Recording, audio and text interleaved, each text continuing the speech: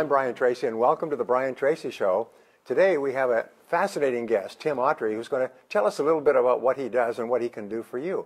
Tim, welcome to the show. Thank you, Brian. It's a pleasure to be here. Now, tell us a little bit about what you do in your business. Well, Brian, what we do is we work with organizations worldwide, helping them to rapidly and sustainably reduce human error. Wow. And how do you go about that? How do you do that? Well, what we do is, I think I'd like to answer that question by talking about our, what our vision is. Okay. When we founded this thing back in 2005, our vision was event-free, worldwide, one life at a time. Wow. So if we break that apart a little bit and we talk about events, okay? Right. Think about, for example, the worst airline accident in history in Tenerife, or the catastrophe in Bhopal, or the Challenger space shuttle explosion, or more recently the Texas City oil refinery, or even the oil spill in the Gulf of Mexico, right? If you look at any of those events, which most people are familiar with, if you look behind the scenes, there was a series of human errors that all lined up to allow those things to happen. So what we've done is we've put together a system that helps organizations plug those holes, prevent those human errors from happening in the first place, so that ultimately events will never occur. Okay? So it saves an enormous amount of time, trouble, money, everything else. Time, trouble, money, misery. You think about people getting seriously hurt and killed. I mean, for example, how can you possibly replace a human life? Yes. And more than 95% of the time people get hurt at work, Right. human error is involved. Yes. So our approach is, if you go after human error, you're going to get tremendous safety benefits. And put all this together. So event-free, worldwide, one life at a time. What makes our approach so effective and so different is the last part of that statement, the whole one life at a time. I love to ask people in live audiences, how do you change the world? And we've all heard that before, right? One person at a time. Right. So then if we bring that a little closer to home, how do you change the culture of an organization? Right. One person at a time. So this approach is completely different than the old school top-down program of the day, do this because I said so, because I'm the boss. And it works from the inside out in a sustainable manner, which is really quite awesome. Wow. So then what we ultimately get to do is we save lives, we keep people from getting hurt, we prevent physical and environmental catastrophe, and we improve the profitability of every organization with whom we get to work. As far as I'm concerned, I've got the greatest job in the world. Well, can you tell me a quick story about one of your clients or customers and how your services help them? Absolutely. I'd love to do that. And to preface that story, I want to talk about this culture thing. Because, as we're almost 7 years old in this journey of what we call practicing perfection. Right. And my role has shifted dramatically over the years, from doing a lot of classroom type training to now more what my role is I'm doing keynote speeches in the larger conferences and things like that. So I have the opportunity to talk to a lot of senior leaders. Right. And in sideline conversations, one of the questions that comes up, or one of the topics that comes up, and everybody seems to agree on, senior leaders are saying that, hey, we've got to change the culture, we've got to change the culture, we've got to change the culture, right? And I say to them, I absolutely agree with you. How do you do that?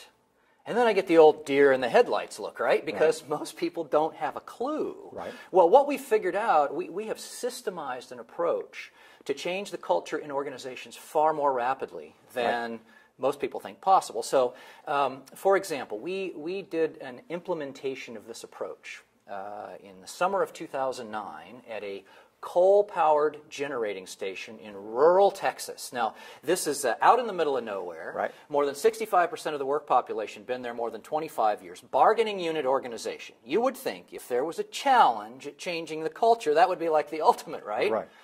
Well, we did implementation.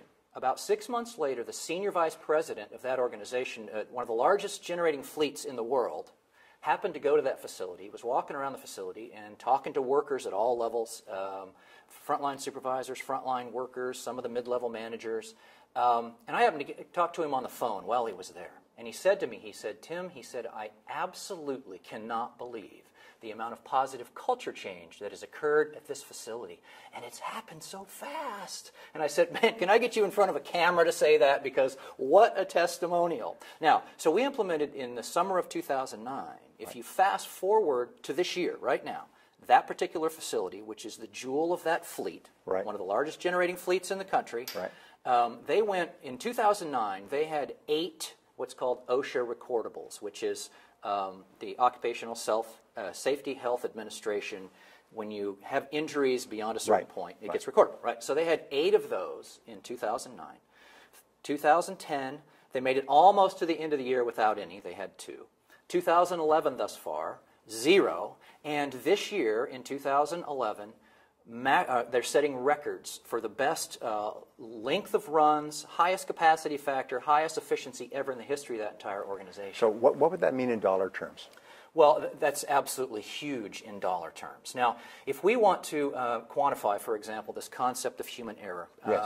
Matter of fact, I just released some information on this. There was an interesting study done that showed that if you were just to take common everyday errors in organizations, not the catastrophic ones, not the ones we read about in the newspaper, but common or everyday efforts, if you put the numbers together, the loss of productivity and unplanned downtime and things, you can look at an organization and say about little over $700 per employee in lost bottom line profit every year just because of human error. Now, that doesn't include injuries. If we look at illness and injuries, that's another $1,200 a year to be made up for by people getting hurt on the job. So if you look at that together, that's almost $2,000 a year per employee just because of human error. That your process can help them save. Absolutely correct. And what we have seen in working with organizations is, well, first of all, the experiment that started this whole journey that we now call practicing perfection, we were able to achieve over about a 30-month period an 87.5% reduction in human error.